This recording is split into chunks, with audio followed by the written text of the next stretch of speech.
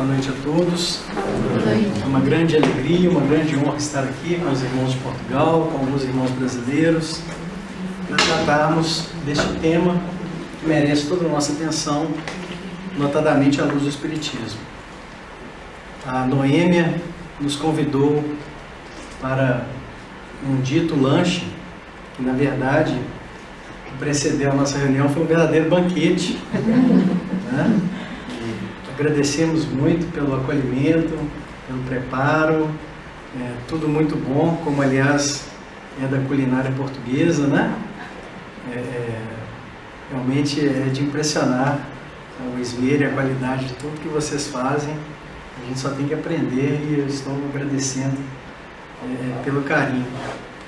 Bom, pessoal, esse nosso tema, ele é um tema avançado, nós podemos dizer, né? Mas eu vou tentar trazer o tema da maneira mais clara possível. Ele não é um tema de iniciantes, com certeza. Mas também é um tema que reserva mensagens acessíveis a qualquer pessoa.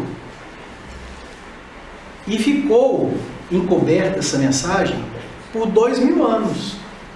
Há 2000 anos as pessoas se debruçam, a humanidade inteira se debruça sobre o Apocalipse tentando compreender o seu sentido.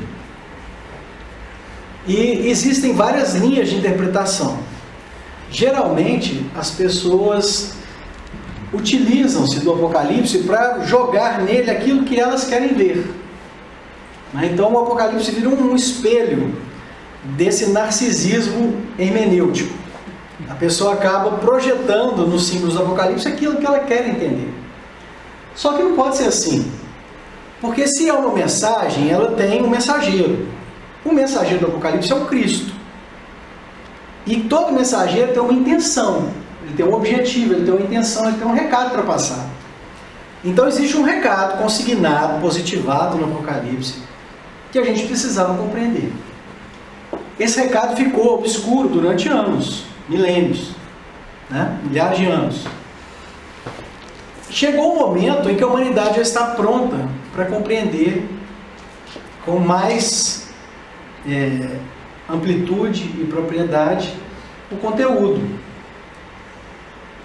O que permitiu rasgar os horizontes do Apocalipse foi o Espiritismo.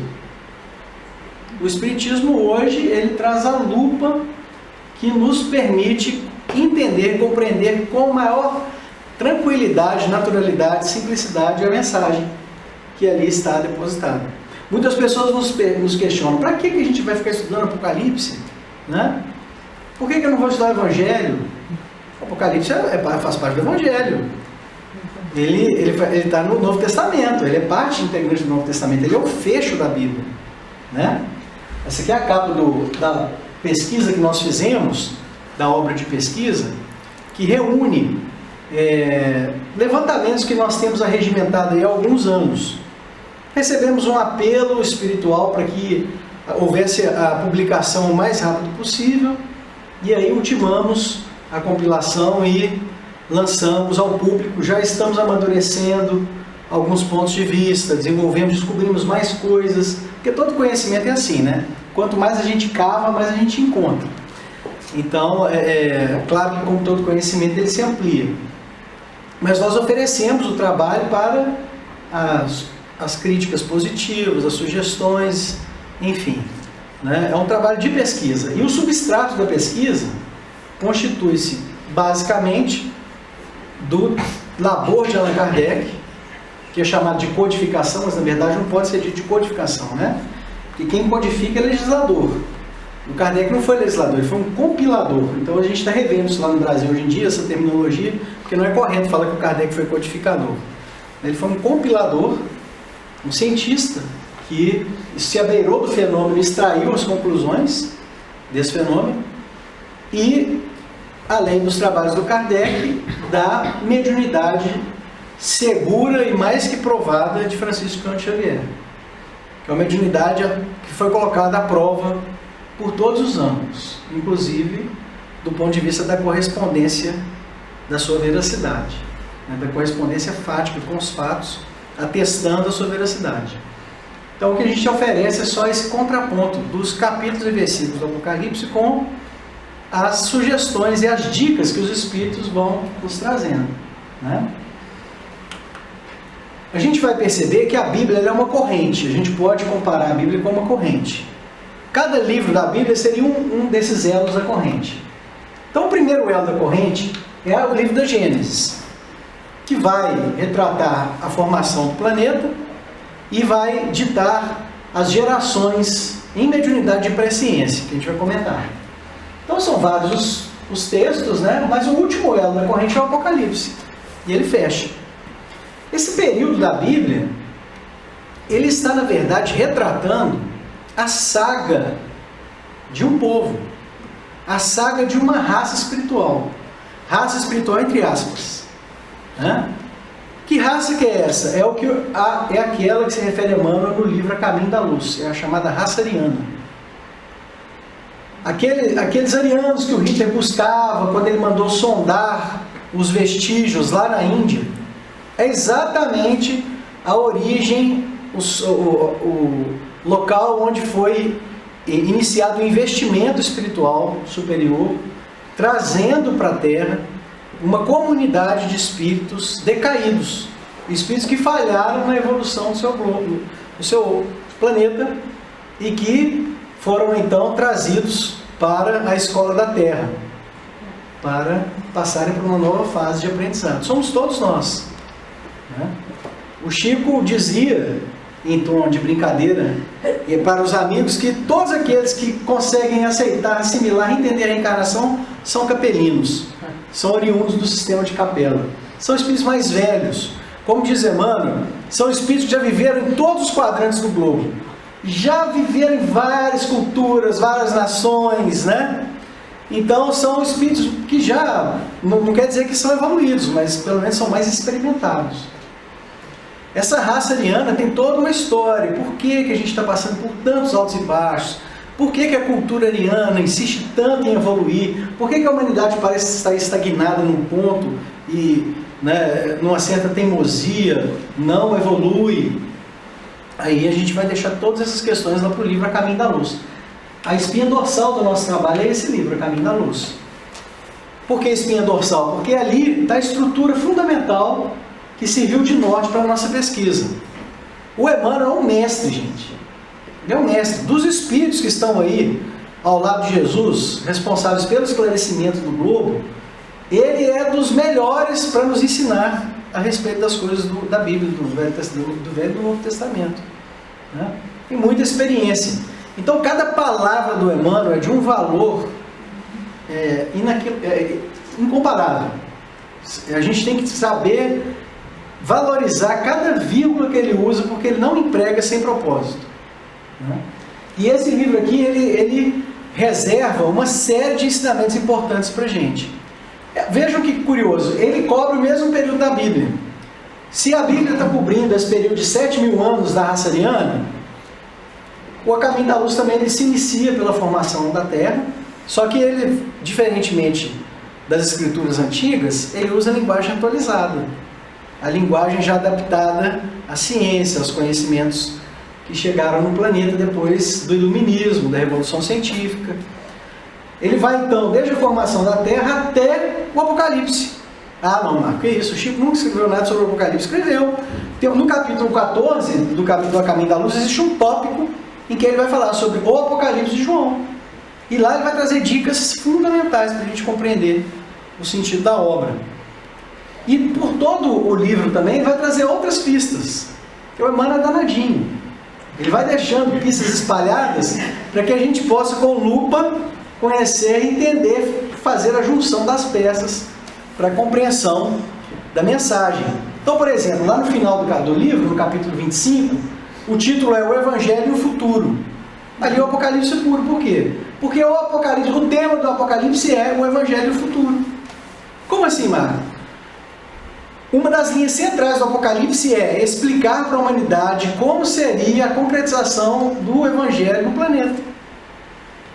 Então, resumindo, a gente está falando aqui sobre o que é o Apocalipse. Se a gente pudesse resumir bastante o que é o Apocalipse, é a visão do Cristo, de Jesus, olhando para frente.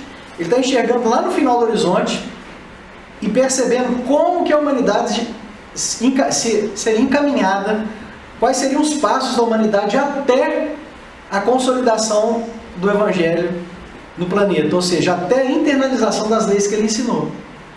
Esse final da humanidade é o símbolo da Nova Jerusalém. Então, quando o Apocalipse fala Nova Jerusalém, ele está falando da humanidade regenerada. Palavras do próprio Emmanuel. Emmanuel, em mais de uma passagem, ele vai explicar. A Nova Jerusalém é o símbolo da humanidade regenerada. O que é a humanidade regenerada? É a humanidade que assimilou os ensinamentos e efetivamente agora está aplicando o que Jesus ensinou. A humanidade está regenerada? De jeito nenhum, né? Ainda prepondera a água suja em meio à água limpa. Só que a água limpa vai sendo acrescida paulatinamente no balde, à medida em que a água suja vai saindo, né? E vai chegar o momento em que nós vamos ter mais água limpa no balde do que água suja. Essa é a fase de transição que nós estamos vivendo. Chegará um dia em que a água limpa vai preponderar, e ela vai ficando paulatinamente, gradativamente mais limpa. É a humanidade sendo purificada. Por isso, aliás, lá na introdução do Apocalipse, porque a primeira parte do Apocalipse ela é mais simbólica, ela é mais estática. Vamos dizer assim, são símbolos mais paradinhos ali, estáticos, estão sendo apresentados, né? Por isso que lá é apresentado logo na introdução o turíbulo, ou o incensário, que era um instrumento que os judeus utilizavam para purificar o templo. Ali Jesus está dando a dica de que o seu ensinamento purificaria toda a terra.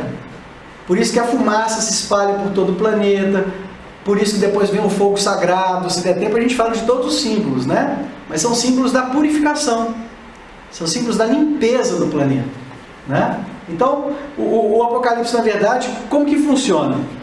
João é médium, certo? João é médium. João é a reencarnação de Daniel. Ok?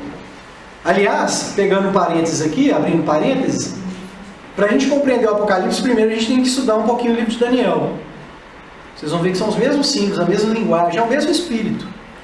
E lá em Daniel, é muito curioso, o espírito que está se comunicando com Daniel, na minha opinião, é Jesus. Ele vira e fala assim: Daniel, agora faz o seguinte, sela o que eu estou te dizendo e guarda para o futuro, eu não posso te dizer mais. Isso aqui agora vai ficar para o futuro. Aí, crava-se o selo. Lembram dos selos de parafina, que eram aplicados na carta para selar? Então o Espírito lá no Daniel fala assim: então aqui está selado, e só vai ser aberto no futuro. Lá no capítulo 4, mais ou menos, do Apocalipse, começa assim: quem seria capaz de abrir os selos? Só o Cristo, o filho de Davi, só o homem que passou pela prova do fogo, que tem capacidade de abrir os selos. Aí Jesus vem, aparece e abre os selos. Na verdade, isso é um link.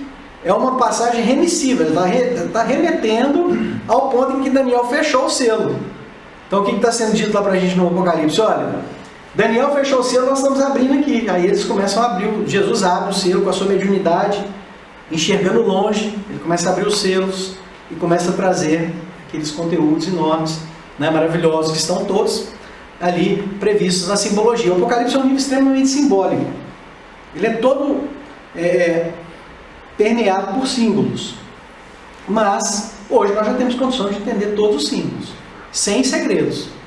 A gente já consegue entender o que é o selo, o que é a trombeta, o que são as taças, o que é a fumaça, o que é o fogo, o que é a besta apocalíptica, o que é o dragão, o que é a prostituta, o que é a Babilônia. Fica tudo muito fácil. Depois que você compreende os símbolos, você lê toda a narrativa como quem está lendo uma historinha, com o avô ali sentando a criança no colo e narrando a história para o seu neto. Fica muito fácil de compreender a mensagem. A mensagem é simples, ela não é complicada. O mais difícil era compreender a simbologia e traduzir tudo aquilo, né? Mas esse livro aqui é a espinha dorsal, né? E como a gente estava falando, o Apocalipse é o último livro. Lá no finalzinho do Apocalipse, ele prevê a Nova Jerusalém. Vejam só, já estou aqui contando o final do livro para vocês do Apocalipse, mas não tem problema, né? Porque a propósito do Apocalipse não é esse, de reservar ali uma história que tem um final. Não é isso. A gente tem que entender a linha dele toda. Vejam como a ótica espírita é fundamental. Várias denominações cristãs quando se aproximam do Apocalipse, elas vão enxergar na Nova Jerusalém um sem número de coisas que não correspondem à realidade. Então eles vão falar assim: a Nova Jerusalém é o primado do povo santo depois que a terra for destruída, é o restabelecimento de todos os mortos depois do dia do julgamento final. Alguns projetam isso para o plano espiritual, outros projetam isso para o plano físico, mas todos eles são assentes num ponto: não se trata de algo que vai acontecer nesse mundo. Esse mundo vai ser destruído, vai ser aniquilado, ele está fadado ao fracasso, ele já está eliminado, enfim, não tem salvação, né? São poucos que vão conseguir chegar nesse patamar. O Espiritismo mostra para a gente que essa visão é distorcida, ela não corresponde à realidade. O que o Kardec vai concluir, fazendo uma avaliação racional de tudo isso que nós temos estudado, como está lá, por exemplo, no livro A Gênese? O Kardec vai concluir o seguinte: não seria racional que Deus criasse um planeta inteiro e quando ele alcançasse a sua fase geológica mais estável, fosse destruído por cataclismos geológicos formidáveis, e enfim, para que então tudo isso, né? O Kardec vai concluir: é óbvio e evidente que a Terra vai seguir nas leis naturais que nós já conhecemos. As coisas vão se encaminhar de acordo com a lei natural. E nesse encaminhamento a humanidade evolui. Agora, vejam vocês, as outras denominações cristãs não entendem a evolução do espírito. Eles não aceitam a evolução do espírito nem a reencarnação. Por isso que tem muitos irmãos aí, não vou ficar citando denominações religiosas para não ficar criando cisânia, mas tem irmãos de outras religiões, por exemplo, que não podem nem ouvir falar em seres de outros planetas. E às vezes debocham, né? Eles levam para o lado da zombaria. Por que eles fazem isso? É porque eles não sabem explicar. Por que eles não conseguem explicar? Como seria possível Deus, sendo justo e equânime, tratando de forma igualitária todos os seus filhos, criar uma civilização que é 30 mil anos mais avançada do que a nossa, ou seja, tem mais acesso a conforto, a tecnologia e a ascensão moral, e nos colocando aqui com a clave na mão, né, ainda no primitivismo da Terra? Eles não conseguem entender isso. Como é que pode, se existe uma vida só? O Espiritismo vem abrir o horizonte e integrar tudo isso, mostrando que não é assim. Eles já passaram pela fase que nós estamos passando. O espírito deles evoluiu, eles já vivenciaram todos os passos da escada que nós estamos subindo, né? Então, quando você olha para Nova Jerusalém na perspectiva espírita, você sabe que os espíritos estão falando o quê? De um mundo que vai se depurar, de um planeta que vai alcançar a felicidade, né? Por mais que os nossos socialistas, os nossos juristas, os nossos filósofos sejam descrentes a respeito disso. É o que predomina na nossa cultura, sobretudo aqui na Europa, né? É o pessimismo, o materialismo. As pessoas falam: não, o homem é intrinsecamente mal, não tem humanidade, não tem solução, as civilizações são uma ilusão, e tudo vai, né, se destruir por si mesmo. Eles mesmos também têm essa visão pessimista. Mas Jesus nos disse que existe a separação do joio do trigo, no momento certo. Porque Deus vai deixando o joio crescer junto com o trigo.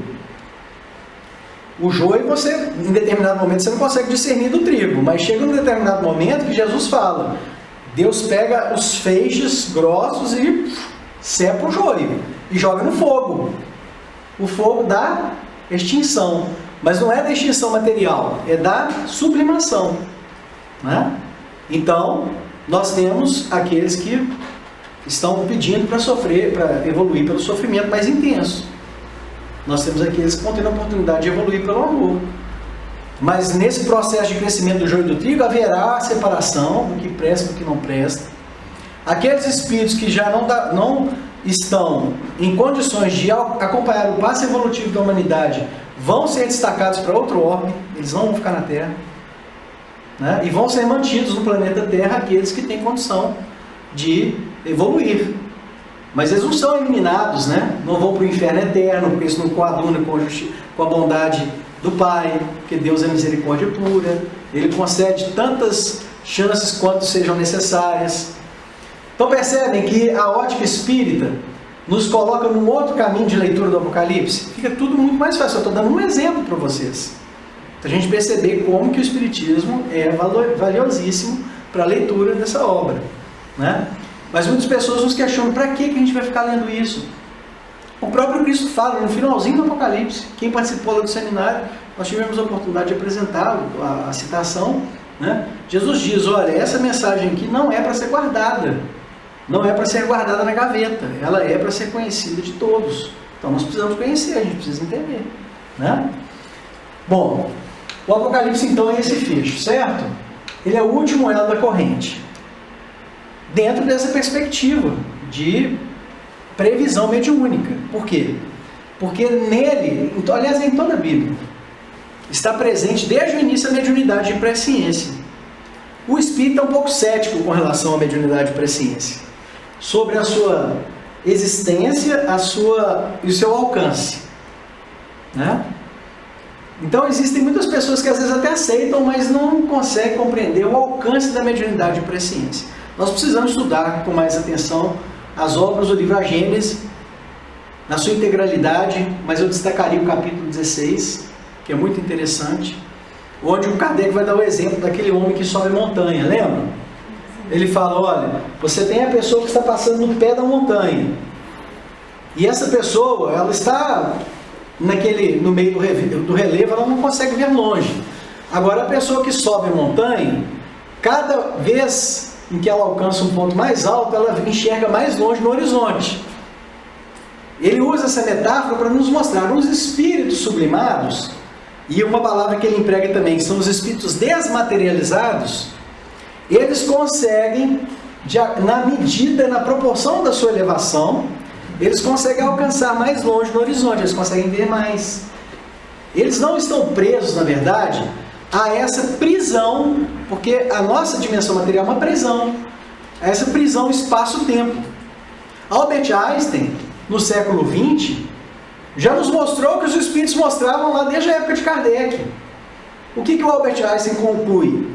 Que não existe uma separação estanque entre espaço e tempo. É uma realidade só, é espaço-tempo. E de acordo com a modulação dessa entidade, né, dessas variáveis, você pode alterar o curso do tempo. Daí, defender-se hoje até a possibilidade teórica da viagem no tempo.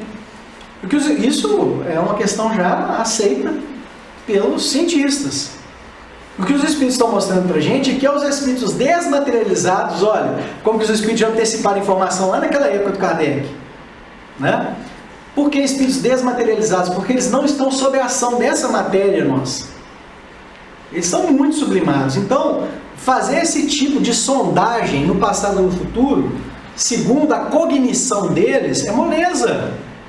Isso não é dificuldade. E aí a gente vai ver Jesus dando dicas mediúnicas desde a Gênesis. Ele está lá, o Emmanuel explica no livro Caminho da Luz, no Consolador, em outros livros, que Jesus está presidindo a inspiração dos apóstolos desde o início, né? Ele está sempre ali coordenando a inspiração desses médiuns cujas informações estão positivadas nas Escrituras. E ele já tinha capacidade, ele já enxergava há muito tempo os destinos. Ele, antes de encarnar nessa existência, ele já sabia que iria ser morto, que seria morto, né? Enfim, a gente tem que começar a entender que a mediunidade de presciência existe e ela funciona mesmo. O Chico Xavier, ele tinha a mediunidade de presciência inerente nele. Conta-se, os que viviam mais perto dele em Uberaba, que ele se aproximava das pessoas e ele já tinha insights sobre o desencarne da pessoa. E aquilo estava trazendo uma angústia tal para ele que ele pede aos espíritos para que abafassem, que trancassem aquela faculdade, né? E eles concedem esse benefício para ele, porque para ele era uma angústia ver de repente, né, o futuro ali de uma pessoa querida. Vejam a capacidade do Chico. A gente não tem noção, como dizem os amigos lá, né, próximos dele, a gente não tem noção da pessoa que ele foi, né, desse ser iluminado que ele foi aqui na Terra. Um privilégio para todos nós, né? Principalmente nós falantes da língua portuguesa. Porque, como diz o colega nosso Luiz Sérgio lá de Belo Horizonte, o português vai ser buscado com afinco, ele vai ser buscado com vontade no futuro, pelas pessoas que vão aprender a valorizar o espiritismo, porque hoje o tesouro mediúnico está praticamente depositado nas nossas mãos, os falantes de língua portuguesa, né? Assim como se busca às vezes o inglês para ter acesso a determinada literatura, as pessoas vão buscar o português também para compreender o que a gente compreende hoje. E às vezes esses livros estão aí nas nossas mãos, o que a gente faz? A gente joga na gaveta, né? Deixa de lado. Não, isso é material da primeira importância que a gente precisa conhecer, né? Mas, então, a palavra Apocalipse, a gente tem que entender, porque existe muito preconceito por detrás do termo, né? Tem gente que nos censura lá no Brasil. Ah, para que vocês estão tratando desse tema? As pessoas usam do senso comum para interpretar o Apocalipse, porque elas pensam que o tema central do Apocalipse é destruição, fim do mundo, fim do planeta. Mas a palavra do grego significa apocalipto, que significa, por sua vez, tirar o véu. O que é tirar o véu? É revelar. É trazer o que estava oculto para a tona. É permitir o acesso da informação oculta. Então o Apocalipse, na verdade, ele trata de uma revelação específica. Agora, qual a revelação? A revelação a respeito do futuro da humanidade no caminho de assimilação dos ensinamentos do Cristo. Principalmente porque a sua delimitação temporal, como a gente vai ver, abrange os fatos e acontecimentos posteriores ao desencarne de João. Ou seja, depois que Jesus passou pela Terra. Então ele é uma atualização. O último chegou aqui, o último grande emissário chegou e ele previu, olha, João, conta aí para o pessoal, o que vai acontecer depois de mim é isso, ó. É o Apocalipse, né? É uma revelação específica. Esse tema nosso, ele é muito específico, mas é interessante, ele sempre acrescenta, do ponto de vista espírita, quando a gente tem abertura, né? Para compreender e deixar que a informação venha. Lá no livro de Amós, do Velho Testamento, é dito: pois o Senhor Deus não faz coisa alguma sem antes revelar o seu segredo aos seus servos, os profetas. Não tem um plano do projeto divino, existe todo um projeto para a humanidade. É o que o Emmanuel explica lá no livro Caminho da Luz. Não existe um plano divino que não seja revelado para os homens através dos médiuns. Isso é de todos os tempos. Sempre há previsões. Por que Daniel chega lá, tem sonhos e dá recados sérios para o rei da Babilônia? Fala: rei, não faz isso não, olha, você está conduzindo sua nação desse jeito, Deus está te falando para fazer isso, e isso Deus vai e despreza. Porque é o símbolo da Babilônia, é o desprezo. A Babilônia é um símbolo das coletividades que desprezam o espiritualismo, que desprezam as orientações superiores, né? Então, as Babilônias de todos os tempos, elas são marcadas por isso, por virar as costas para Deus, por virar as costas para a interpretação, para a inspiração superior. Às vezes nós temos sonhos ou intuições espirituais muito fortes, que vêm nos trazer dicas, a gente não dá bola. Nós deixamos para lá, vem um recado, fala: fulano, faça isso, faça aquilo, olha, cuidado. Aí você acorda: isso é coisa da minha cabeça, né? E a gente despreza. Passa-se um tempo, concretiza-se a previsão que você teve, segundo a informação que foi te dada durante o sono, no momento de desprendimento do corpo, né? Do espírito do corpo. É a conduta da Babilônia, o desprezo, né? Mas é isso que a gente tem que aprender a evitar. Sempre há informações relevantes para a gente. Eu queria explicar para vocês um pouquinho da estrutura do Apocalipse, para a gente perder um pouco de medo na leitura do livro. Todo o Apocalipse ele segue uma estrutura quiástica, que é, na verdade, um estilo de época, um estilo literário da época, muito utilizado na antiguidade. Vocês vão entender, isso é super simples. Como que funciona a estrutura quiástica? O Apocalipse ele tem vários núcleos simbólicos. Quem faz esse tipo de divisão aqui são os estudiosos. Cada uma dessas passagens, porque na verdade ele vai do capítulo 1 até o capítulo 22, ok? São 22 capítulos segundo a numeração convencional, a mais recente. Essa não é a convenção dos judeus, não. Mas hoje é o que a gente usa, é a referência estabelecida pelo dicionário romano. Cada núcleo desse tem um significado. Vou abordar algumas questões daqui a pouco. Só que ele funciona da seguinte maneira: ele traz um tema em A, B, C, D, E e F. F é o centro, não se repete. Depois, E' repete o mesmo tema de E. D' repete o mesmo tema de D. C' repete o mesmo tema de C. B' repete o mesmo tema de A. E A' repete o mesmo tema de A.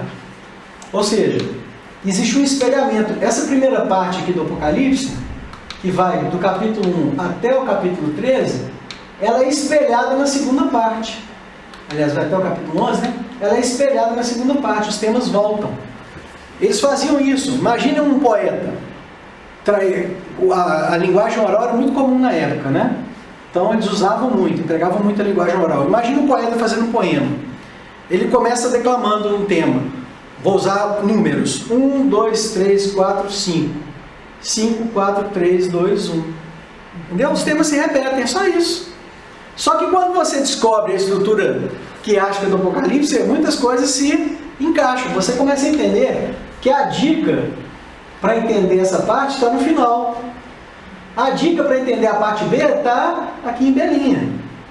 E quando você faz as junções, muitas coisas vão se revelando. Agora, toda a estrutura quiástica tem um centro, que é a parte que não se repete. No caso é essa aqui. Essa parte, que é o miolo do Apocalipse, é a grande tribulação.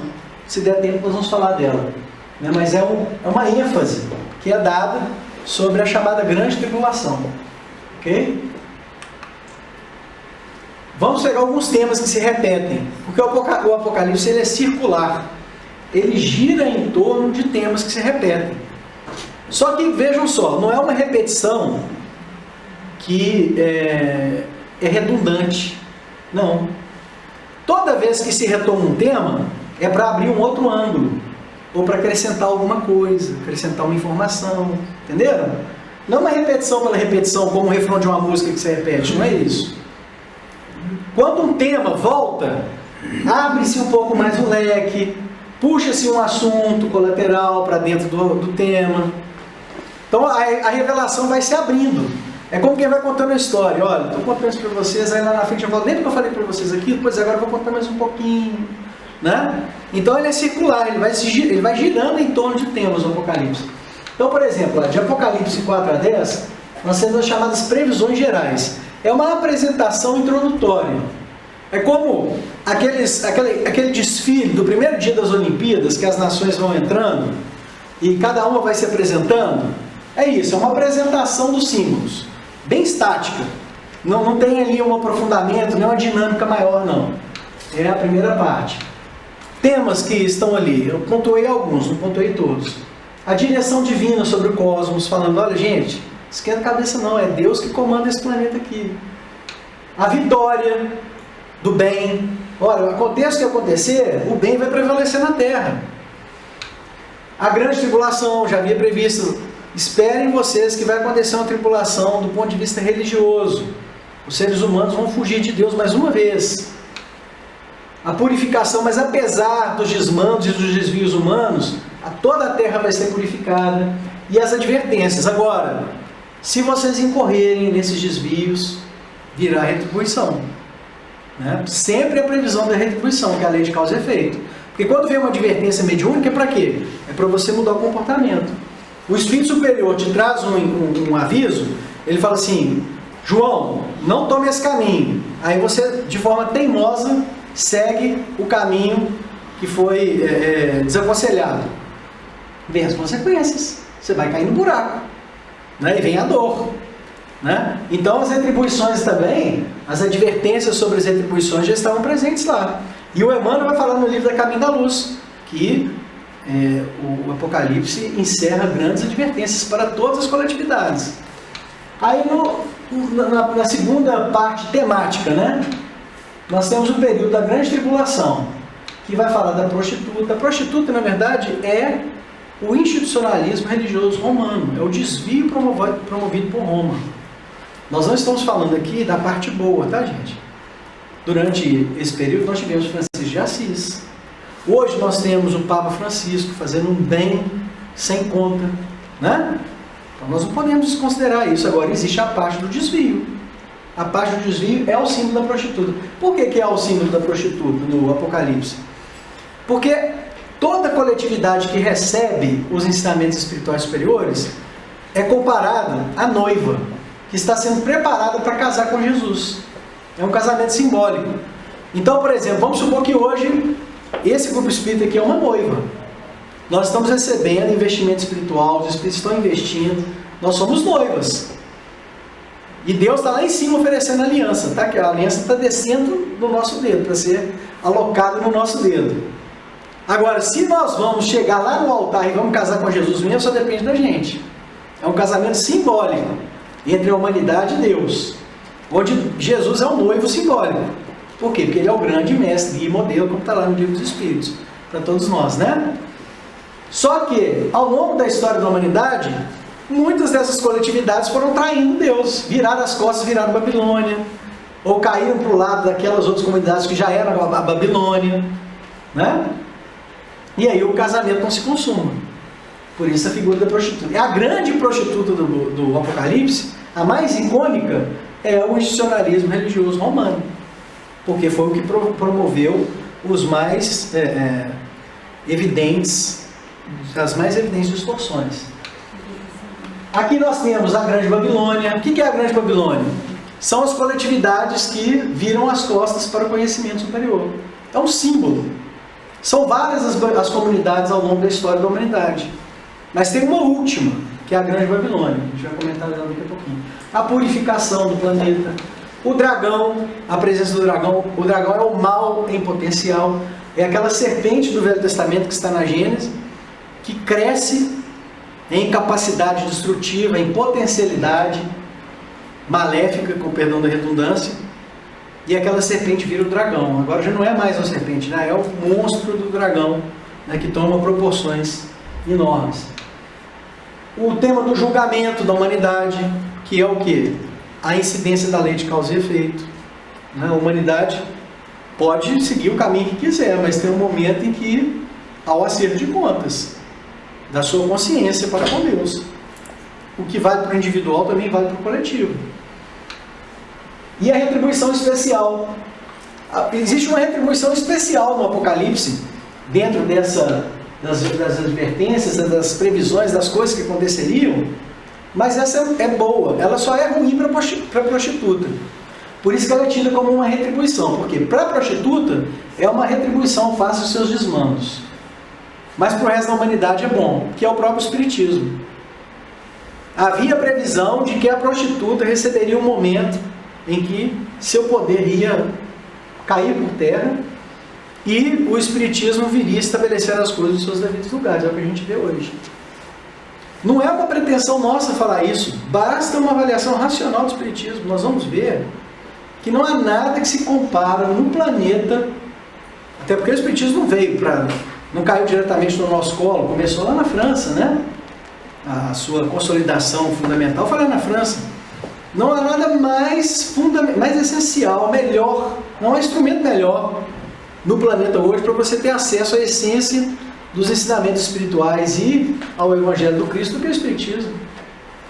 A essência é extraída ali de forma pura, sem dedo viciado. O Espiritismo não nos dá margem para a gente ficar criando distorções. As distorções existem no meio espírita, né? Que é um meio humano. Mas a doutrina, na sua essência, ela não abre margem para desvios econômicos, desvios de poder, né? O Espiritismo é muito claro para a gente. Olha, cada um com o seu problema, como se diz lá no Brasil, né? Cada um no seu quadrado, cada um resolvendo a sua vida. Vamos trabalhar e vamos fazer a nossa parte. E fora da caridade não há salvação. A vida é trabalho, não há pão sem suor, não há virtude sem esforço. O Espiritismo ele é muito simples, né? Ele não fica vendendo ilusão para a gente, né? Não há ascensão sem luta. A vida é luta, né? É a luta espiritual. Então hoje é uma doutrina que está aí de uma maneira muito pertinente, conduzindo a humanidade. Depois, na sequência, nós temos a fase da dissolução, que vai de Apocalipse 18 e 20. Dissolução do quê? De todas as entidades que promoveram os desvios e distorções do planeta, que essencialmente são as três: a Grande Babilônia, as comunidades materialistas, o dragão, que é o mal gigantesco que a gente está vendo hoje, presente em vários países, né? No mundo inteiro, na verdade, né? São coisas que a gente vê através da imprensa, que às vezes até nós não acreditamos que estão acontecendo, mas estão. O mal alcançou níveis nunca antes imaginados. Então, o dragão também cai, né? E depois a queda da grande prostituta, que também estava previsto, do institucionalismo religioso. As falsas religiões, as falsas visões a respeito do âmbito espiritual, tudo isso cai. Então vejam que bonito o Apocalipse. Ele vai mostrando, olha, existe uma previsão, depois ele vai explicar todo o período de atuação desses entes malignos, desses três que eu falei. Aí lá no finalzinho dele, quase chegando no capítulo final, na parte final, o Jesus mostra, mas esses três caem. E depois que esses três caem, ascende a Nova Jerusalém. Aí a Nova Jerusalém emerge, que é a humanidade regenerada, né? Em síntese, é disso que se trata. E aí a gente vai ver a queda da prostituta, a queda da grande Babilônia e a queda do dragão. E fechando o período da grande tribulação, vem o Espiritismo. O Espiritismo é um coroamento da grande tribulação, ele fecha com chave de ouro, como a gente vai ver. Final do livro do Apocalipse. É o primado de Jesus. A concretização efetiva dos seus ensinamentos na Terra. Aí lá vai ser referido, vai se fazer referência ao reino de Deus. O que é o reino de Deus na Terra? É a concretização das leis de Deus. É a vivência cada vez mais ampla e melhor, mais própria, mais concreta mesmo das leis de Deus. A caracterização da humanidade regenerada, que é a Nova Jerusalém, e a renovação dos povos, das culturas, né? Então aqui nós estamos sintetizando bastante para entendermos de uma maneira panorâmica, como quem está olhando de longe, né? Como quem está lá da Lua olhando para a Terra. Nós estamos vendo aqui o que o Apocalipse é isso. Não tem muito segredo. Agora, é claro que existem os pormenores. Nós vamos ver lá, por exemplo, o Apocalipse vai tratar das três fases da igreja, ele vai tratar dos desvios das cruzadas, da Inquisição, ele vai trazer alguns detalhes a respeito dos caminhos da humanidade, né? Aí, para a gente entender, debulhar esses conteúdos, a gente precisaria de mais tempo. Nós estamos aqui fazendo uma apresentação introdutória. A estrutura quiástica do Apocalipse, que é esse despegamento que eu mostrei para vocês, ela nos permite entender a repetição dos temas, né? Então vejam que interessante. Na primeira parte, principalmente aqui a partir do capítulo 4, vai ser feito o anúncio de Deus. A partir da letra C, nós temos a concretização, previsão da concretização da lei de Deus. Aqui é uma previsão. Todo o Apocalipse é uma previsão mediúnica, né? Só que nesse último braço do Apocalipse, as previsões são mais explicadas. Elas são mais detidas. Elas são trazidas de uma maneira mais esmiuçada. Ok? Então aqui é só um exemplo, para a gente entender essa repetição. A grande tribulação, como eu falei para vocês, está aqui no meio. Outro exemplo interessantíssimo. O Apocalipse menciona 7 trombetas. As trombetas, cada trombeta, na verdade, a trombeta, em geral, ela é o símbolo da mediunidade, da atuação mediúnica, né? Porque a trombeta vem como aquele instrumento que você ouve em âmbito mais amplo, né? Quando alguém toca uma trombeta, você escuta de longe, chamando, não é isso? Conclamando. Para você prestar atenção, se a trombeta toca, é para você ficar alerta, né? Então o símbolo da trombeta é esse. Cada trombeta é uma previsão específica de momentos importantes da humanidade. E mais, no Apocalipse são alertas sobre possíveis retribuições, possíveis consequências que recairiam sobre a humanidade se ela se desviasse do planejamento divino. E aí vem as taças. Elas são diretamente correlacionadas às taças, porque as taças estão aqui, ó, no capítulo 16, que está dentro de Delim. as trombetas estão em D, aqui no meio da estrutura D. E a gente percebe que é uma correlação direta entre as trombetas e as taças. É uma forma bela, poética que a literatura judaica foi, né, empregada para poder codificar a informação mediúnica. Agora veja que curioso. É inverso, né? Aqui nós temos 1, 2, 3, 4, 5, 6. 5, 4, 3, 2, 1. É um espelhamento inverso, certo? Por isso que a primeira trombeta está relacionada à última taça, à sétima taça. A segunda trombeta está relacionada à sexta taça. A terceira trombeta está relacionada à quinta taça e assim por diante. Quando você encaixa as duas, o sentido emerge. Aí você vai entendendo, eu estou entendendo do que se trata, né? E tem todas as previsões do que significa cada taça. O que é o símbolo da taça? No Velho Testamento, desde o Velho Testamento, o ensinamento superior ele é representado pelo vinho puro. O vinho que se segura na taça. E a previsão mediúnica desde o Velho Testamento explica que se a humanidade se desviasse, esse vinho azedaria. Ele viraria vinagre, ele viraria fel, ele seria misturado com água. Né? Vinho com água presta para beber? Fica horrível. Né? Então essa taça pura, ela é utilizada, como está lá no Velho Testamento, pelos poderosos. Eles usam a taça para se embriagar, na simbologia de vários profetas do passado. Né? Eles já estavam prevendo que os próprios profetas iriam desviar-se da missão que lhes foi delegada. Então, essa taça que está cheia de fel, por isso o símbolo do absinto no Apocalipse, o absinto é o fel. Por isso que a taça começa a ser derramada no capítulo 16. Ela é derramada sobre quem? Sobre aqueles que a empregaram para o benefício próprio. E um dos principais destinatários das taças que caem, é o institucionalismo religioso romano. As taças começam a cair na cabeça deles. Mas não só é deles, tá? Porque eles já entram em conluio com a grande Babilônia, com o mal, com o dragão. Então todos aqueles que se entrelaçaram nessa tessitura inferior, eles vão ser destinatários das taças. Então a taça é o símbolo da lei de causa e efeito. Aquela taça nas quais ocorreu o desvio, a deturpação, elas se voltam agora e são derramadas sobre a humanidade. Né? E são previsões de 7 períodos importantes da humanidade de retribuição, que Jesus traz para a gente, né, de acordo com a sua mediunidade de presciência. Na verdade, vocês vão ver que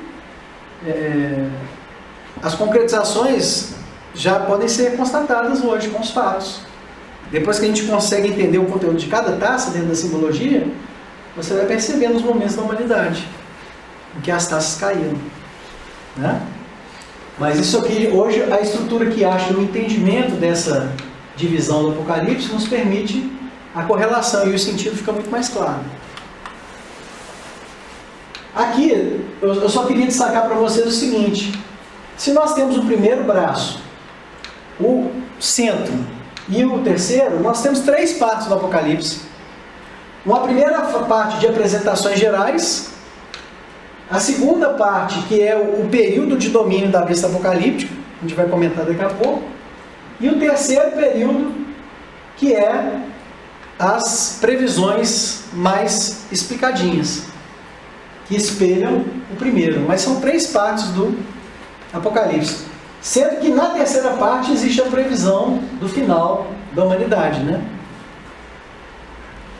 E nessa previsão existe um intervalo entre o fim dos entes negativos, o fim do dragão, o fim da grande Babilônia e o fim da grande prostituta. Existe um intervalo entre esse fim até a grande Jerusalém. Até o advento da humanidade regenerada, o que vai acontecer nesse intervalo? O Apocalipse traz algumas pistas, mas quem hoje preenche essa lacuna para a gente entender o que os Espíritos nos informam a respeito disso é a revelação mediúnica. E a mediunidade de Chico Xavier vai trazer inúmeras informações importantes para a humanidade, que também vem a título de advertência. Aqui nós fizemos uma tripartição do Apocalipse, que está lá no livro, logo na introdução, onde nós correlacionamos partes do Apocalipse também com as 3 etapas previstas na visão de Daniel, porque Daniel, o rei da Babilônia, tem um sonho, ele leva para Daniel, estou resumindo bastante, e Daniel tenta explicar. Esse rei, numa demonstração assim de descaso para com Deus, ele prepara um festim. Na verdade, era o filho era o neto do Nabucodonosor, né? Baltazar, que estava ali regendo o Império Babilônico da época, e ele faz uma festa, o chamado festim de Baltazar, utilizando-se dos objetos que foram espoliados do templo judaico, as taças de ouro do templo. Ele serve vinho. Olha, o que ele vai fazer? Que besteira, né? Ele vai brincar com a simbologia bíblica mais intensa. Naquele momento, materializa-se uma mão. O Kardec vai mencionar essa materialização como um fenômeno mediúnico, lá no livro dos médiuns. Então, citando o próprio festim de Baltazar, aparece uma mão escrevendo essa sentença. Uma sentença com 3 partes, que era uma espécie de decreto de condenação da Grande Babilônia. Tempos depois, a Babilônia cai. O exército de Ciro invade, toma a Babilônia, né?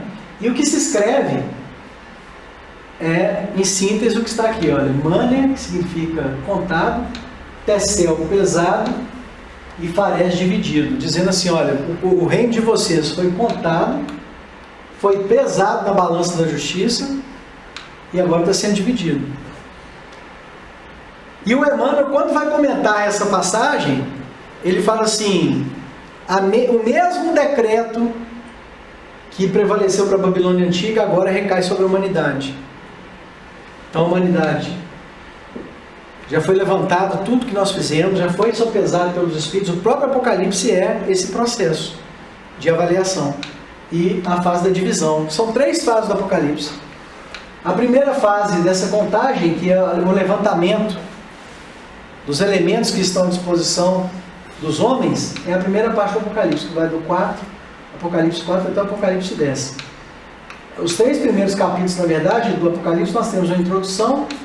O capítulo 2 e 3 são as cartas às igrejas, e aqui de 4 a 5 nós temos, né, esse primeiro levantamento feito no Apocalipse. A parte do sopesamento é a avaliação da humanidade, a avaliação da conduta da Babilônia, a avaliação da conduta da prostituta, né, em conluio com o mal, que é o dragão. Então aqui a previsão, a mediunidade de Jesus está avaliando, está pesando, falando, olha, o que está acontecendo com vocês? Por isso que existe a cana de medir no Apocalipse, que ela vai aparecendo ao longo do Apocalipse. Então veio uma cana de medição, um instrumento e mediu a prostituta. Ali, o que essa medição está fazendo? Ela está avaliando, ela está sondando, no sentido de sopesar o comportamento, a conduta. E depois a última fase do Apocalipse é a fase da divisão, que é a separação do joio do trigo, que vai do capítulo 18 até o 22. Aqui, em síntese, nós temos a queda da Babilônia, da prostituta e e do dragão, e 20, 21, 22, a regeneração da humanidade. É o momento em que há essa ceifa para florescer na humanidade uma nova lavoura, né? Então a gente pode comparar o Apocalipse também com uma lavoura. Foram várias as lavouras, as safras, melhor dizendo, que foram tentadas na humanidade. Sempre essa vinha produzindo uvas azedas. sempre improdutiva ou produzindo frutas azedas, mas haverá uma safra que essa vai dar certo, vai vingar. É essa a previsão que está aqui no livro do Apocalipse, né? O livro do Apocalipse tem conexões também, remissões. Vocês vão perceber, por exemplo, que o capítulo 20 vai fazer remissão a algumas passagens anteriores, e passagens anteriores vão fazer remissões a passagens posteriores. Agora, para a gente que já viu a estrutura arqueástica, a gente já sabe por que isso acontece, porque é um espelhamento. Como essa primeira parte aqui está espelhada nessa, né, é mais natural, mais que natural que a gente perceba remissões recíprocas. A primeira parte remete para frente e nas previsões posteriores eles fazem remissões a informações do passado para você entender. Por exemplo, quando se fala lá da queda do dragão, faça uma remissão a outras passagens que você entende. Ele está falando daquele evento, né? Então, ele é todo costuradinho, é um livro muito interessante da gente estudar. O Apocalipse tem uma teleologia. Teleologia é um fim, né? Qual é o fim do Apocalipse? Da mensagem? O próprio livro vai nos trazer. Na primeira parte, se a gente está falando do capítulo 1, ele vai ser espelhado aqui onde? No 22 aqui, ó. Ele já começa mostrando para a gente qual que é a sua finalidade, e ele termina no capítulo 22 falando qual que é a sua finalidade. Vamos ler. Revelação de Jesus Cristo. Deus lhe concedeu para que mostrasse seus servos as coisas que devem acontecer muito em breve. Ele a manifestou com sinais por meio de seu anjo, enviado ao seu servo João, o qual atesta tudo quanto viu como sendo a palavra de Deus e o testemunho de Jesus Cristo. Feliz o leitor e os ouvintes das palavras dessa profecia, se observarem o que nela está escrito, pois o tempo está próximo. Então aqui, né, a grande importância disso para a gente é a observância. Feliz aqueles que observarem. Então, quando Jesus está dando essas informações para a gente, ele está dizendo, pessoal, são advertências, vamos prestar atenção nessas advertências do ponto de vista do nosso comportamento individual. E aí lá no final, a mesma coisa, vai ser destacada a finalidade. Eu, Jesus, enviei meu anjo para vos atestar essas coisas a respeito das igrejas. Igreja no sentido de eclesia, reunião de homens, tá? Não de tempo de pedra. Eu sou o rebento do estilo de Davi, a brilhante estrela da manhã. O Espírito e a esposa dizem, vem. Que aquele que ouve e diga também, vem, vem Jesus, vem para esse planeta, nós precisamos de você. Que o sedento venha, e quem o deseja receba gratuitamente a água da vida, aquela que mata a sede para sempre, que são os ensinamentos. A todo que ouve as palavras da profecia deste livro declara, se alguém lhes fizer algum acréscimo, Deus lhe acrescentará as pragas escritas nesse livro. Esse aqui é recado direto para os desvios religiosos, para o institucionalismo. Olha, não fiquem deturpando o meu ensinamento com dogmas, com decisões de gabinete. Não é assim que funciona, né? E se alguém tirar algo das palavras do livro dessa profecia, Deus lhe tirará também a sua parte da árvore da vida e da cidade santa, que foi o que aconteceu. Como eles omitiram e filtraram a mensagem, o institucionalismo romano teve a sua árvore arrancada. A árvore é a própria frutificação do Evangelho, aquele instrumento de frutificação, né? Essa árvore é arrancada e é transplantada hoje para onde? Para a França, para Portugal, para o Brasil, né? Que estão descritas nesse livro. Aquele que atesta essas coisas diz, sim, vem muito em breve, amém, vem Senhor Jesus, a graça do Senhor Jesus esteja com todos, amém. Então, a grande questão é, aqui, olha, vem aquele que ouve, diga, também vem. Então, quem ouve, aplica, quem ouve, que atenda, né? Está mostrando, essa é uma profecia para que a gente possa alterar o nosso comportamento. Também no miolinho, lá em determinado trecho, é dito, o João anota, né? Caí então aos seus pés para adorá-lo, Jesus. Mas ele me disse, não faças. Vejam como Jesus é humilde, né? Jesus é muito humilde. Falou, não, João, não precisa ficar se ajoelhando aqui aos meus pés, não. Sou servo como tu e como teus irmãos que têm o testemunho de Jesus. É a Deus que deves adorar. Com efeito, O espírito da profecia é o testemunho de Jesus.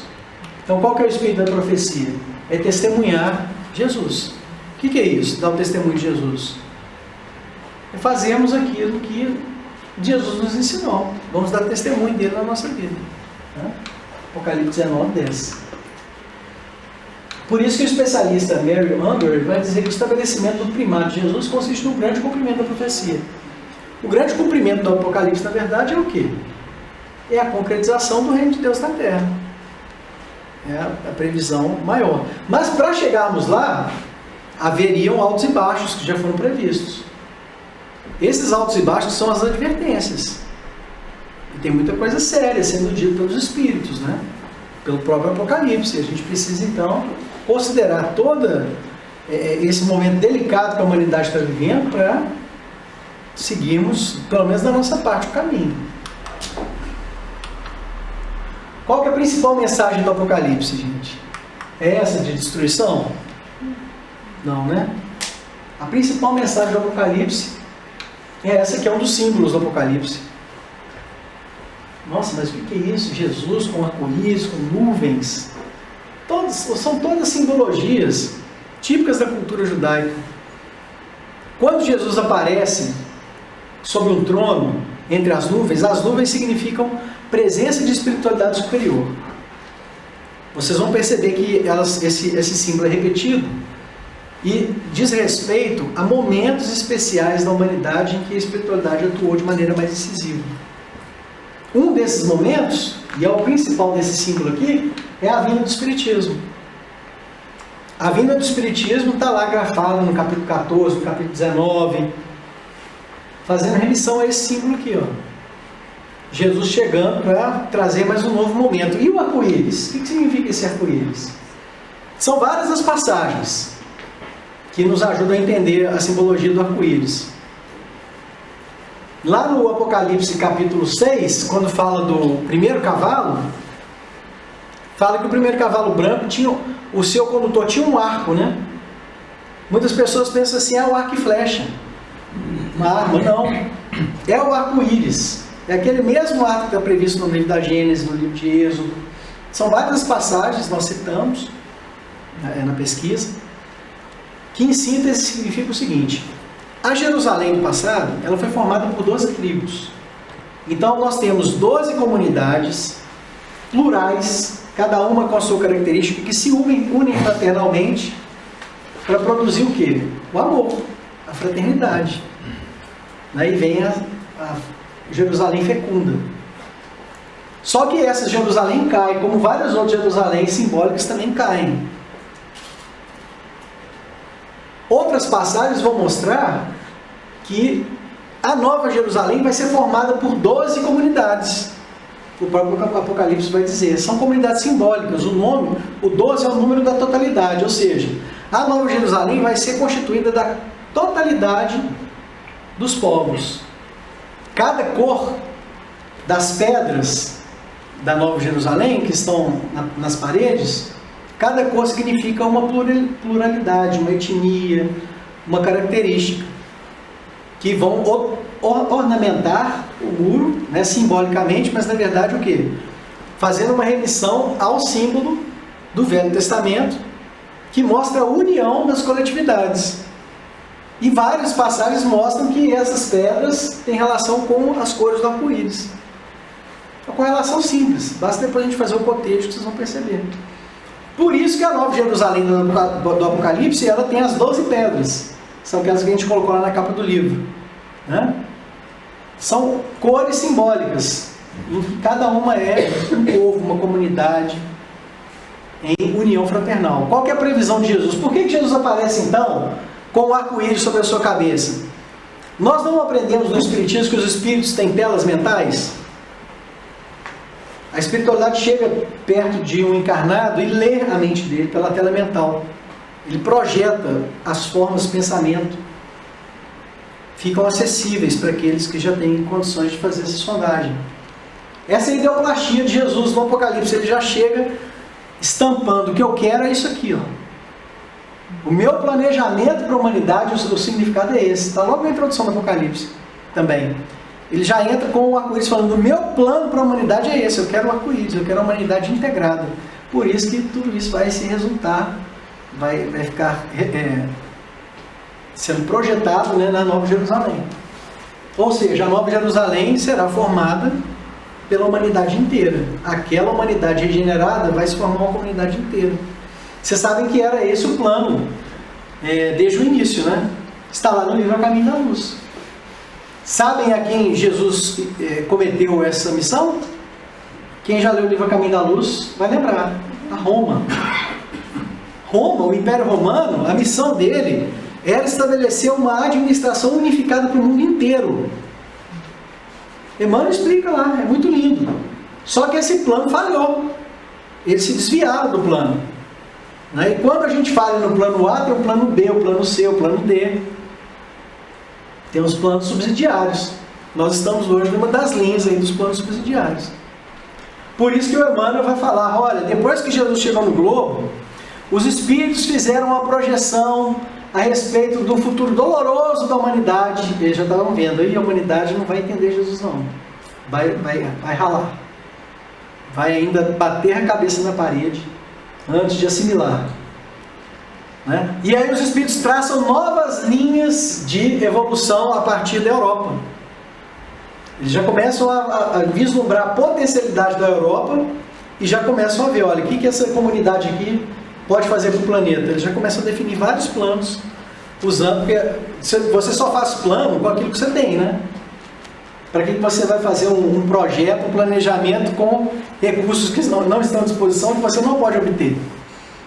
Então eles já fizeram a avaliação com os instrumentos à disposição e já partiram para outra opção. É muito bonito a gente perceber o que isso é a ascensão espiritual, é o domínio espiritual sobre a matéria. A gente pensa que a Terra é uma nau à deriva, mas não é. Lançada ao gosto do vento, mas não. A espiritualidade superior está conduzindo o nosso planeta, a gente tem que ter fé nisso. Eu disponho de mais quantos minutos para a gente controlar aí? Se é que eu ainda disponho de algum tempo, né?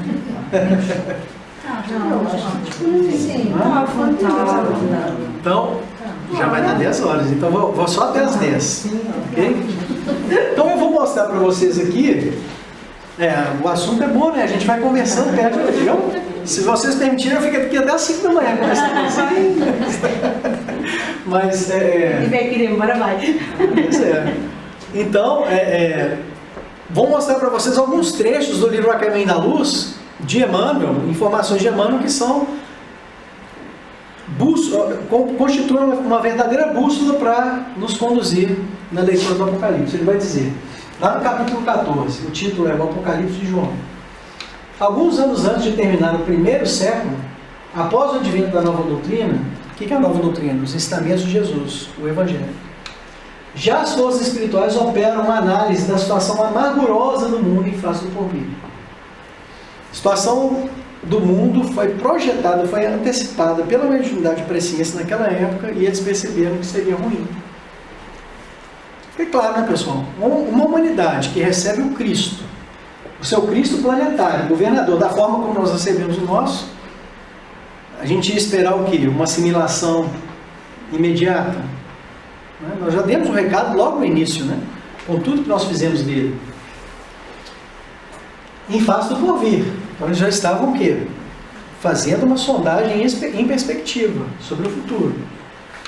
Sob a égide de Jesus, condenados por Jesus, aí a gente vai ver que no Apocalipse tem a previsão dos ministros do Cristo em suas divisões. Nós temos Jesus e tem os dois principais do lado dele. Na minha opinião, os dois espíritos principais do lado dele são João e Francisco de Assis e João Batista. São os dois principais, né? Estão ali sempre do lado. Depois tem as outras divisões. Aí tem o Apocalipse mostra que desse grupo de dois que estão sempre assessorando Jesus, tem os 7. Depois do grupo dos 7 tem os 12. E abaixo você tem o grupo dos 24. No total, dentro da equipe espiritual que coordena o planeta, são 24 espíritos de luz. Aí a gente imagina, né? Quem pode ser dessa turma aí? Buda, né? Dentro dessa equipe aí, o Emmanuel explica no livro Caminho da Luz que Buda é um dos Cristos, é um dos ministros do Cristo, né? Dos Cristos, não, perdão, ele é um dos assessores diretos do Cristo.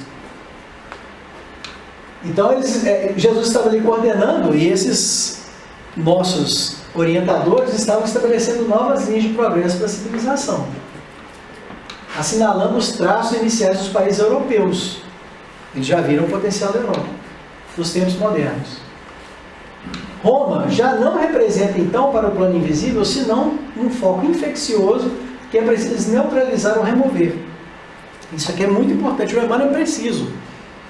Se ele não falasse isso, nós ainda ficaríamos com muitas dúvidas. Por quê? Porque existem várias teorias que sustentam que a grande Babilônia é Roma. E aí você encerra o Apocalipse em Roma.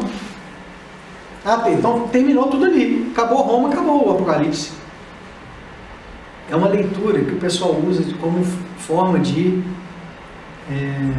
desviar, né, para não dizer assim, não tem nada a ver com a gente, já acabou. Né? Só que o que Emmanuel está dizendo ali é o seguinte, não se confunda não, Roma não tem significação para o Apocalipse, já não valia nada, era um câncer que precisava ser removido, senão um foco infeccioso que é preciso neutralizar ou remover. Todas as dádivas do alto haviam sido desprezadas pela cidade imperial, transformada num Vesúvio de paixões e de esgotamentos. Vesúvio. Detalhe, Roma é uma das Babilônias. Está lá no Apocalipse, capítulo 17, versículo 9 e 10. É uma das Babilônias. Não é a última, mas é uma delas, está na sequência. Recomenda-lhe o Senhor que entregue os seus conhecimentos ao planeta, como advertência a todas as nações e a todos os povos da terra. E o velho apóstolo de Patmos transmite aos seus discípulos as advertências extraordinárias do Apocalipse. Então, em primeiro lugar, o Apocalipse não é um poema para nos fazer suspirar de paixões. Não que a gente não possa suspirar, mas o foco dele não é esse. Ele é veículo de advertências sérias para todas as nações. Então, ele tem perspectiva coletiva. Ele não mira só a perspectiva individual. Ele está direcionado a todas as comunidades do planeta. E outra questão, são advertências extraordinárias, são aqueles eventos mais cruciais. É óbvio que no Apocalipse você não vai encontrar uma indexação de toda a história da humanidade, né? Também Jesus não fica perdendo tempo no Apocalipse com eventos econômicos e políticos, que são de só menos importância. Qual que é a preocupação do Cristo? É com a conduta moral, é com a questão moral. Então a ênfase do Apocalipse é moral, né? E aqui Emmanuel vai trazer alguns conteúdos que estão codificados na mensagem. Quais são? As guerras.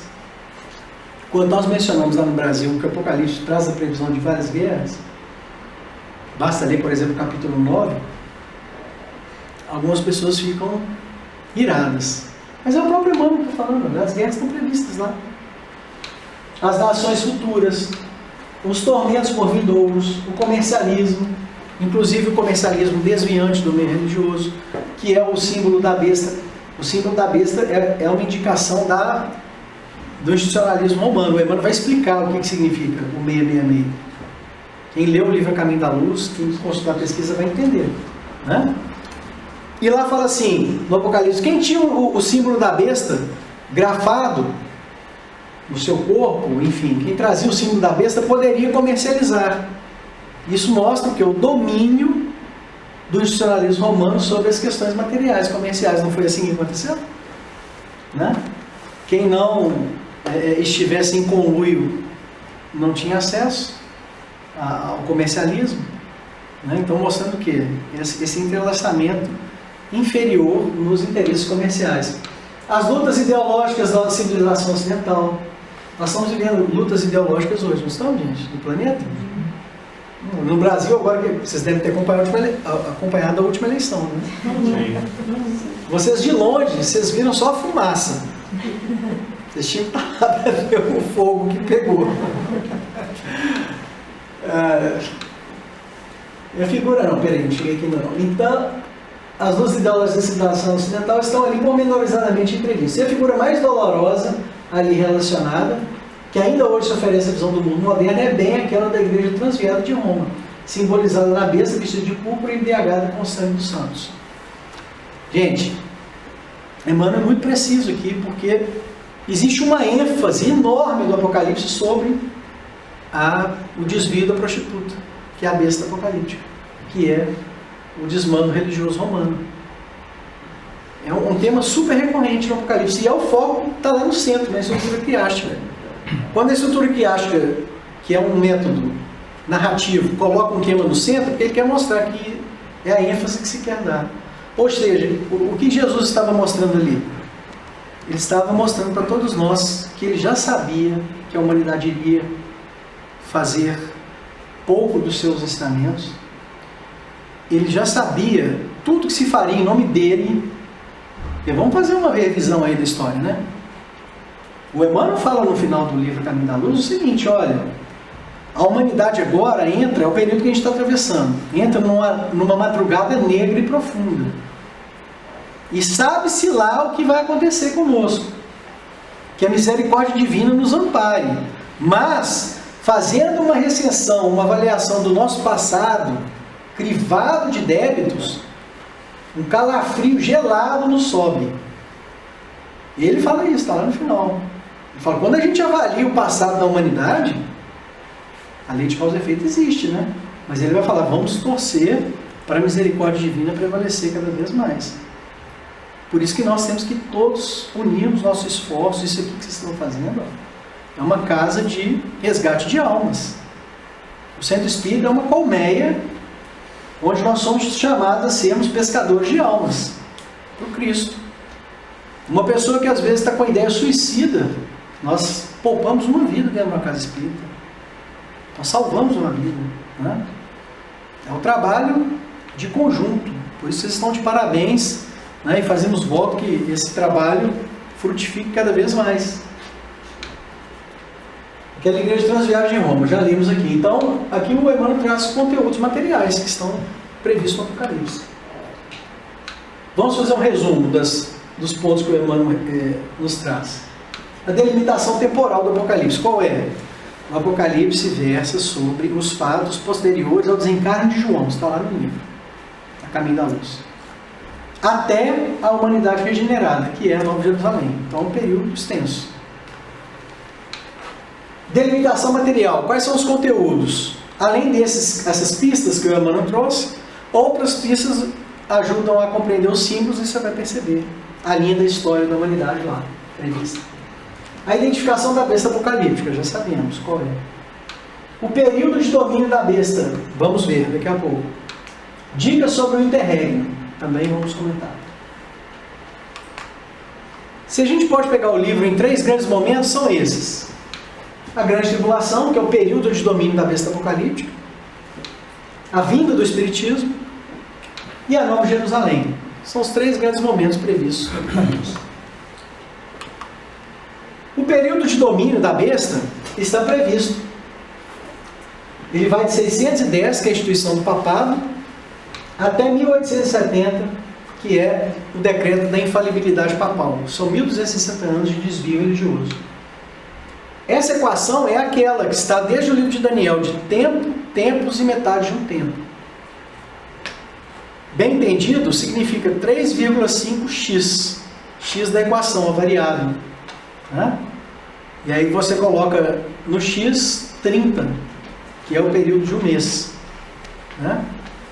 Mas na verdade não é só isso, tem todo um cálculo. Emmanuel vai nos ajudar a compreender. Mas isso é algo da tradição judaica, os judeus já conheciam isso. Os evangélicos sabem disso. Muitos evangélicos norte-americanos já sabem que o período é de 1260 anos. Não é uma informação privilegiada do Espiritismo, não. O que o Emmanuel vai nos ajudar é a compreender. Ele fala o termo inicial e o termo final. Ele fala, olha, começa em 610 com a instituição do papado e vai até 1870. E é tão fantástico você perceber essa fórmula, vocês vão compreender lá pela pesquisa que nós fizemos, O Daniel faz uma previsão do término da Segunda Guerra Mundial com base nessa fórmula aqui. Ah, não é possível, Marcos, vocês vão ver. Está claríssimo lá no livro de Daniel. Ele faz uma previsão sobre os caminhos do povo judeu. E ele fala, olha, bem-aventurado aquele que sobreviver após período tal. Usando essa fórmula de tempo, tempos e metade de um tempo, você vai compreender que é exatamente o tempo posterior à Segunda Guerra Mundial. Mas é que eu estou citando isso só a título de curiosidade. Fica um pouco superficial, é necessário ir na obra e compreender isso. Vamos pular alguns pontos que a gente já comentou. Ué, travou.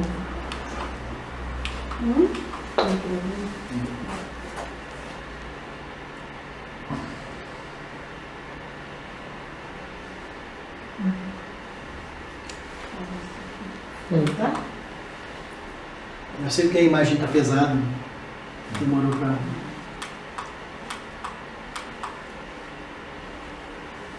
Então, para a gente concluir, já estamos nos minutinhos finais. Lá no final do livro, o Emmanuel vai dizer: a realidade é que a civilização ocidental não chegou a se cristianizar. Isso aqui é uma afirmativa duríssima. Nós temos várias denominações cristãs. E muitos de nós imaginamos, só porque nós nos denominamos espíritas, católicos, evangélicos, nós supomos que isso basta para avaliarmos a cristianização da humanidade. O Emmanuel está dizendo lá do ângulo deles, avaliando com propriedade do plano espiritual, dizendo, olha, a humanidade aqui não se cristianizou ainda não. O trabalho está mal começando. Não foi em nome do Evangelho que os padres italianos abençoaram os canhões e as metralhadoras da conquista? Isso aconteceu. Bênção de metralhadoras enviadas para a guerra. Em nome do Cristo espalharam-se nesses 20 séculos todas as discórdias e todas as amarguras do mundo. Também. Inclusive o Chico Xavier fala disso. O Chico fala, pessoal, vamos avaliar. Tem uma entrevista que ele dá para Hélio Camargo. Está disponível no YouTube. Nós colocamos alguns textos da pesquisa, não dá para transcrever tudo, né? Em que ele fala, olha, vamos fazer uma avaliação do passado da humanidade. É um passado muito pesado. Foram anos e anos de matança, rios de sangue. Né? Mas é chegado o tempo de um reajustamento de todos os valores humanos. Se as dolorosas expiações coletivas preludiam a época dos últimos anos do Apocalipse, olha só, a época que a gente está vivendo são os termos finais aí das dores. A espiritualidade tem de penetrar as realizações do homem físico, conduzindo-as para o bem de toda a humanidade. O Espiritismo, na sua missão de consolador, você sabe que o Espiritismo é um consolador prometido pelo Cristo, né? Isso aqui é um dos pontos principais para a gente entender a doutrina espírita. É entender que Jesus fez a previsão de que ele enviaria um consolador que explicaria melhor no futuro quando a humanidade estivesse mais preparada. E esse consolador é o próprio Espiritismo. Para a gente entender isso, que é fácil de compreender, é necessário uma reunião só para... A gente faz isso lá no Brasil. Na casa que eu frequento tem uma reunião que chama o que é o Espiritismo.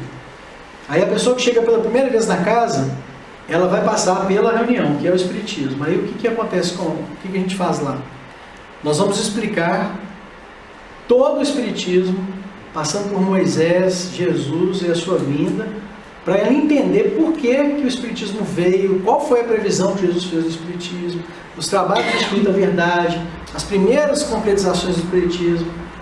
E muita gente fica na casa porque ela entende, a ficha dela cai. Né? Essa expressão brasileira, né? Eu estou usando tanto expressão brasileira como vocês aqui, né? A ficha cair significa quando a pessoa atina para algo, né? Então a pessoa desperta para aquilo e fala, nossa, então é isso, nossa, que maravilha, e começa a estudar o Espiritismo com gosto. E entende de fato do que se trata, né? Então, o Espiritismo, na sua missão de consolador, é o amparo do mundo nesse século de declive da sua história. Só ele pode, na sua feição de cristianismo redivivo, salvar as religiões que se apagaram entre os choques da força e da ambição. Gente, vamos ver o que são as religiões institucionalizadas hoje? É só isso aqui, ó. Só se pensa no dinheiro. Do egoísmo e do domínio, apontando ao homem os seus verdadeiros caminhos. No seu manancial de esclarecimentos, poder-se-á beber a linfa cristalina das verdades consoladoras do céu. preparando-se as almas para a nova era. E realmente, o Espiritismo hoje é o ensinamento na bandeja de prata, sendo servida, né, de uma maneira incomparável para todos nós. São chegados os tempos em que as forças do mal serão compelidas a abandonar as suas derradeiras posições de domínio nos ambientes terrestres. Por exemplo, né, coloquei aqui a Grande Babilônia, o dragão desse apocalíptico. Ele está fazendo o que? A previsão lá do Apocalipse. Olha, todas as forças do mal que engendraram os desvios vão cair. É a própria previsão do Apocalipse. E os seus últimos triunfos são bem o penhor de uma reação temerária e infeliz. O que a gente vê hoje é a agonia do mal, é o mal agonizante. Essas coisas espetaculosas e absurdas é a agonia do mal. Muitos espíritos já são recebidos, informados nas reuniões mediúnicas, que eles não vão reencarnar mais na Terra. Já foram fechados. Uma vez, o Geraldinho que conta esse caso. O Chico Xavier sempre pedia para ele comprar um jornal para ele, né? E aí havia uma matéria de capa no jornal que era uma investigação sobre um político da nossa localidade. Não posso falar quem é. Aí o Chico Xavier pegou o jornal, ficou olhando para aquilo, mania na cabeça. E o Geraldinho, o que foi, Chico? Ele falou assim, esse aqui, olha, não reencarna na Terra mais. Fala, como pode isso? Aí o Chico falou, Geraldinho, esse homem aqui, ele está enterrando o futuro de milhares de pessoas com os seus desvios.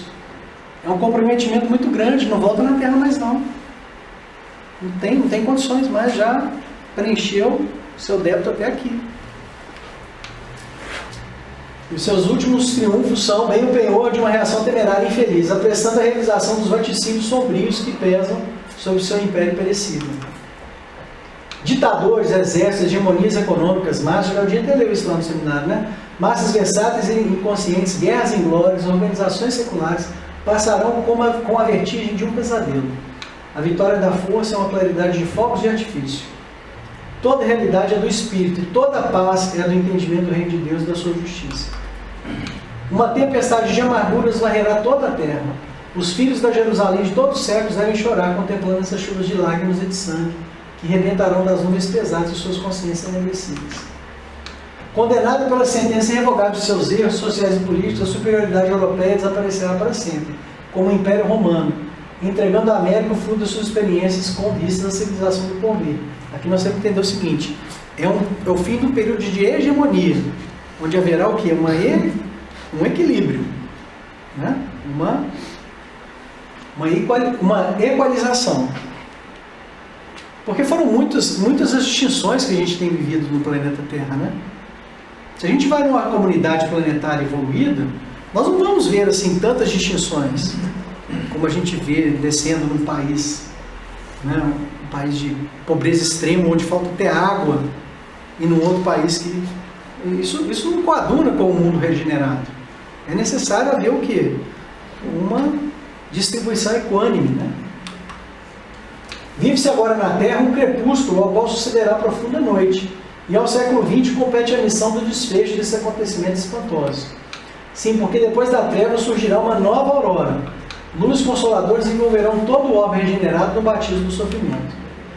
Revendo os quadros da história do mundo, sentimos um frio cortante nesse crepúsculo doloroso da civilização ocidental. Lembramos a misericórdia do Pai e façamos as nossas preces. A noite não tarda, e no bojo de suas sombras compactas, não nos esqueçamos de Jesus, cuja misericórdia infinita, como sempre, será a claridade imortal da alvorada futura, feita de paz, de fraternidade e redenção. Isso, de certa forma, é consolador para a gente, porque a gente percebe que esse momento turbulento da história que nós estamos vivenciando, né, vejam aí o cenário internacional, por exemplo, né, esses confrontos tão estranhos que a gente vê entre os Estados Unidos, de um lado, China, Rússia e Irã do outro, são polarizações tão estranhas. Tudo isso vai passar, né, como uma tempestade. Então, para terminar mesmo, a gente fez aqui um resuminho, né? A grande tribulação é o final do período do domínio da Igreja Romana. Ele se fecha com a vinda do Espiritismo. O que nos ajuda a situar isso? Várias informações. Uma delas é o sermão profético. O sermão profético de Jesus nos ajuda a entender que a vinda do Espiritismo fecha esse período de domínio do desvio religioso. Que realmente, né, o que os Espíritos falam. Vocês podem queimar todos os livros. Através da mediunidade nós voltamos e reescrevemos todos eles de novo. A mediunidade está aí, aberta hoje. Os tempos são outros. O Espiritismo é esse desfecho, né? Vem a profunda noite, que é a fase que a gente está passando, a que se refere a Emmanuel. O que essa profunda noite nos reserva? Nós temos duas coisas. Os efeitos da grande tribulação é aquilo que o Emmanuel fala, o materialismo, que a religião não aplacou. Em síntese, o que o Emmanuel está dizendo? Olha, as religiões já poderiam ter evitado até as guerras. Que é o que a gente veio conversando cá, né, Noemi? Se houvesse realmente uma atuação verdadeira do cristianismo na Idade Média, né, e no nosso passado, as coisas seriam diferentes. O Emmanuel falou que todos esses processos de desvio atrasaram a marcha evolutiva da Terra por mais de 600 anos. Então é um atraso muito grande que a gente está vivendo. A gente vive esses efeitos do materialismo, mas por outro lado nós temos a grande retribuição, que é o Espiritismo.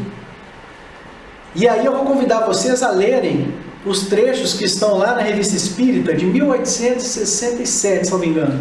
O título é Os Messias do Espiritismo. Vocês sabem o que os Espíritos previram através dos trabalhos do Kardec lá naquela época? Que nós teríamos um novo Pentecostes no planeta. Aquele momento de explosão mediúnica lá na época do Kardec vai acontecer de novo.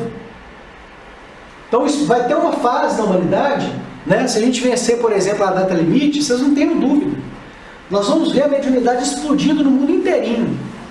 E já, na verdade, de certa forma, já está acontecendo. Quem quiser depois acompanhe o trabalho do Robin Foy, o inglês, que começa a fazer trabalhos de manifestações de efeitos físicos lá na cidade de Skull, na Inglaterra. Vocês conhecem o trabalho do Robin Foy?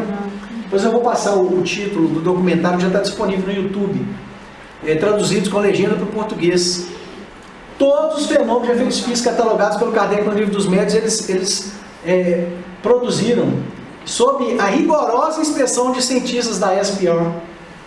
Eles acompanharam tudo e mais, sem conhecer os trabalhos do Kardec. Eles nem sabiam que o Kardec existe. Eles reproduziram os mesmos padrões. Impressionante. O Robin Foy hoje está aqui na Espanha, está do lado de vocês. Ele se mudou porque essa bateria de fenômenos que eles conduziram terminou no ano 2000. Aí eles fizeram um documentário. Vai até ser um filme agora, está sendo produzido um filme em Hollywood sobre os fenômenos de Skull. Daqui a pouquinho sai pra gente. E ele hoje vive na Espanha e está formando novos grupos de médiuns de efeitos físicos para continuar o trabalho, né? Porque esse grupo dele demorou 2 anos para começar a produzir alguma coisinha. Eles ficaram ali de forma disciplinadamente reunidos durante 2 anos para conseguir produzir alguma coisa, né? Então leiam lá os Messias do Espiritismo. Vocês vão ver que o Espiritismo ainda tem muita coisa para oferecer para a humanidade nesse período de incredulidade. E aí nós temos a formação da Nova Jerusalém, onde o Brasil também vai exercer um papel importante, né? Porque o Brasil hoje é depositário desses conhecimentos espirituais, né? Ele hoje é um grande depositário. O Brasil, a alma brasileira como a alma portuguesa são almas muito abertas para a espiritualização, né? Bom, posso fazer uma pergunta? Pois não. Que é sempre uma dúvida que eu tenho, por causa do Brasil Pátria do Evangelho. Sim.